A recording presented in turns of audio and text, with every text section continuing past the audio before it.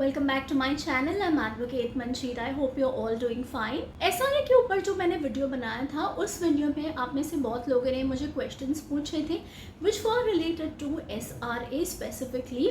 So I have decided कि अब मैं कुछ वीडियोस एसआरए के ऊपर ही बनाऊंगी।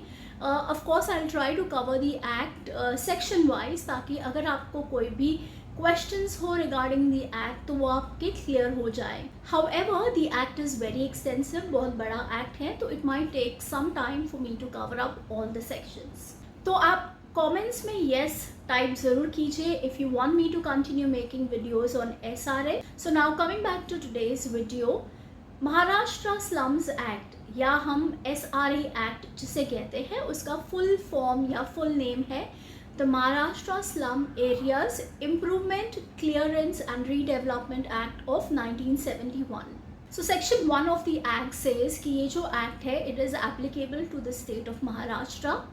Section 2 में definition से important जो कि repeatedly use किए गए हैं पूरे Act में. However, मैं उसके details में ज़्यादा जाऊँगी नहीं because it's quite self-explanatory. So now I'll directly start with Section 3. So Section 3 is about appointment of competent authority. तो यानी कि Section 3 में बताया गया है कि स्टेट गवर्नमेंट एक नोटिफिकेशन पब्लिश कर सकती है इन दी ऑफिशियल गज़ेट और कोई ऐसे इंसान को या एक बॉडी कॉर्पोरेट को इंक्लूडिंग अ लोकल बॉडी को as a competent authority under the slum act declare कर सकती है।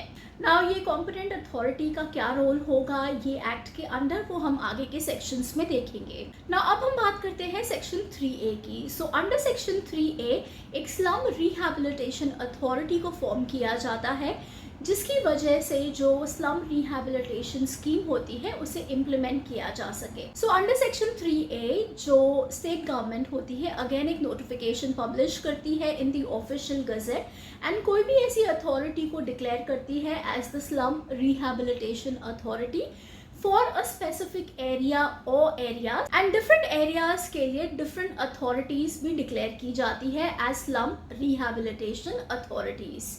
नाउ ये जो स्लम रिहैबिलिटेशन अथॉरिटी होती है इसके मेंबर्स कौन होते हैं? एक मेंबर होता है चेयरमैन, एक होता है चीफ एग्जीक्यूटिव ऑफिसर एंड इसके अलावा 14 और ऐसे मेंबर्स होते हैं जिनको स्टेट गवर्नमेंट अपॉइंट करता है। ना ये जो अथॉरिटी है it is a body corporate, that means कि उसका परपेचुअल सक्सेशन होता है, यानी कि कोई भी मेंबर के होने ना होने से कोई प्रॉब्लम नहीं होती है। द बॉडी और दी अथॉरिटी स्टिल फंक्शंस, वो फिर भी फंक्शन करेगी कोई हो या ना हो।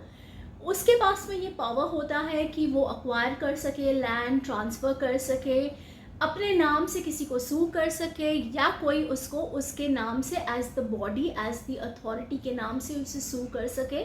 अब हम बात करते हैं कि ये जो अथॉरिटी है इसके पावर्स, फंक्शंस या ड्यूटीज़ क्या होती है। तो पहला तो इम्पॉर्टेंट फंक्शन इस बॉडी का ये होता है कि उसे चेक करना होता है, रिव्यू करना होता है कि जो एग्जिस्टिंग कंडीशंस है ऑफ स्लम एरियाज़ वो किस तरह के हैं। एक इन जो एरियाज़ में लोग रह रहे हैं उनका रीडेवलपमेंट कैसा होना चाहिए, रिहैबिलिटेशन कैसा होना चाहिए, उसके लिए स्कीम्स फॉर्म करना एंड ये स्कीम कैसे इम्प्लीमेंट की जाए, ये सारे बेसिकली फंक्शंस या पावर्स होते हैं जो एसआरए यानी कि स्लम रिहैबिलिटेशन अथॉरिटी की ड्यूटी होती है। ना ये मेंबर्स के अलावा कुछ नॉन ऑफिशियल मेंबर्स भी होते हैं ये अथॉरिटी के, जिनका अपॉइंटमेंट जो होता है, जो टर्म्स एंड कंडीशंस पे होता है वो स्टेट गवर्नमेंट स्पेसिफाई करती है। और जो ये अथॉरिटी होती है कमिटीज़ फॉर्म करती है अपने मेंबर्स और एक्सपर्ट्स को साथ में लेके, ताकि ये जो रीडेवलपमेंट स्कीम्स होती है इनको जल्दी से जल्दी इम्प्लीमेंट किया जा सके, उसकी स्मूथ फंक्शनिंग हो पाए। अब हम बात करते हैं सेक्शन 3C की, जिसमें जो स्लम रिहैबिलिटेशन स्कीम है उसके बारे में बताया है। सो अंडर सेक्शन 3C जो स्लम रिहैबिलिटेशन अथॉरिटी होती है वो पहले स्टेट गवर्नमेंट का सैंक्शन या अप्रूवल लेती है और उसको जो भी एरिया डेजिग्नेट किया गया है उसके लिए एक स्कीम तैयार करती है कि कैसे जो एरिया उसके अंडर फॉल करता है उसे कैसे रीडेवलप किया जा सके। तो ये जो स्कीम होती है ये तैयार करने के बाद में जो ये अथॉरिटी होती है उसे पब्लिश करती है again via a notification in the official gazette. और ये जो स्कीम पब्लिश की जाती है, after the publication they invite objections और सजेशंस। तो यानी कि ये स्कीम के पब्लिश होने के बाद में अगर कोई भी ऐसा इंसान है या ऑर्गेनाइजेशन है जिसको इस स्कीम से प्रॉब्लम है और उन्हें कोई ऑब्जेक्शन है अगेंस्ट दिस स्कीम, तो वो with in a time frame of 30 to 45 days what ever is given, उस पीरियड में जो SRA अथॉरिटी होती है उन्हें अप्रोच करके अपने ऑब्जेक्शंस या अपने जो सजेशंस हैं वो सबमिट करने होते हैं। नाउ इसके बाद जो चीफ एग्जीक्यूटिव ऑफिसर होता है, जैसे हमने पहले देखा, he is a member of the slum rehabilitation authority. तो ये जो चीफ एग्जीक्यूटिव ऑफिसर होता है, अगर कोई ऑब्जेक्शंस या सजेशंस रिसीव हुए हैं with in the given time frame, तो वो सारे वो कंसिडर करता है एंड विद इन 60 days वो सब कंसिडर करने के बाद वो फाइनली एक स्कीम तैयार करता है। या अगर कोई अमेंडमेंट या ऑल्टरेशन चाहिए टू द फर्स्ट स्कीम, वो ऑल्टरेशंस या मॉडिफिकेशंस करने के बाद में जो फाइनल स्कीम होती है उसे वो पब्लिश करता है। ऑफ कोर्स ये पब्लिकेशन ऑफिशियल गजेट में होगा and at the same time publish करने से पहले स्टेट गवर्नमेंट का अप्रूवल होना ज़रूरी है।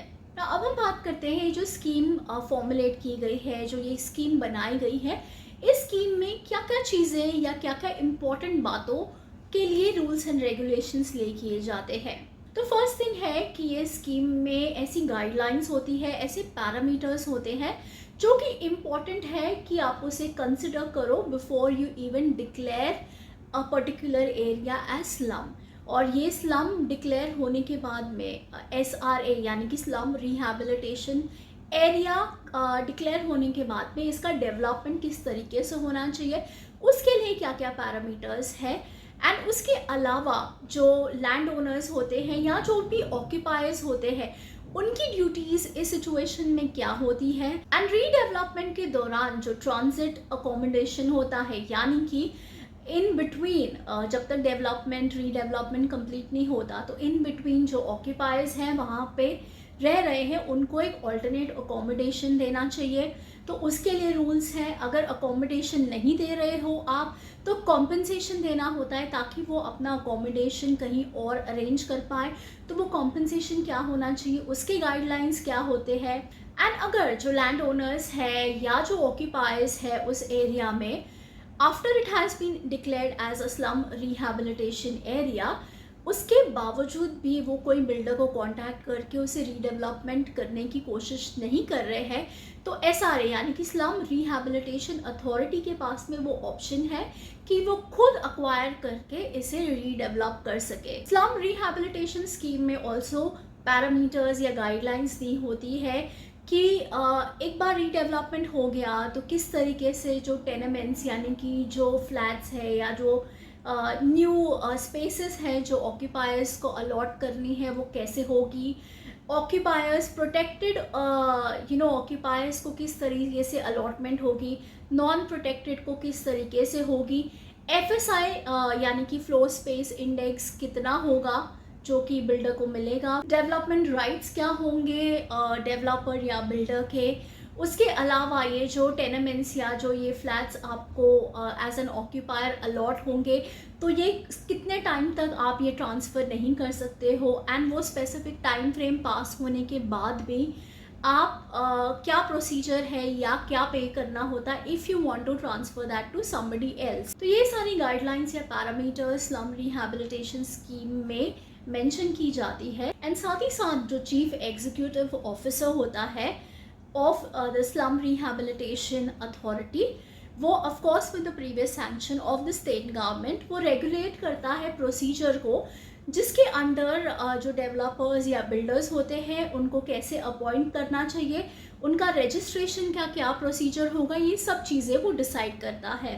So with that I will end today's video. So आज हमने बात की है सेक्शन 3, 3A, 3B और 3C के बारे में। So I will continue in this way in the upcoming videos. So do like, share and subscribe to my channel and I will see you all in my next video. Till then, keep learning.